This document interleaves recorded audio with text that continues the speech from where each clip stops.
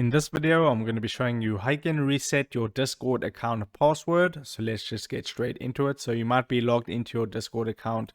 Just click the user settings at the bottom there and then click on log out. That will take you to the welcome back screen, and you can see here it says forgot your password. So you want to first put in your email address. So I'll do that real quick. And then you want to put in your password. Okay, so you just need to put in your email address and then click on forgot your password. That'll take you to this message, and it says they've sent an email to your email address you just put in. So go ahead and check that email address. Here's the reset password email. All you need to do is click on reset password.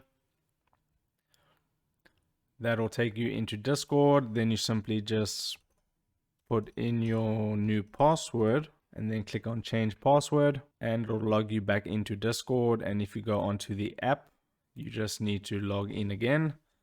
So just put in the password that you just created, click on log in, and you're successfully logged back into your account after you've changed your password. So that is how you reset your Discord account password. If this video helped you out, don't forget to like this video and subscribe down below, and I'll see you in the next video. Take care.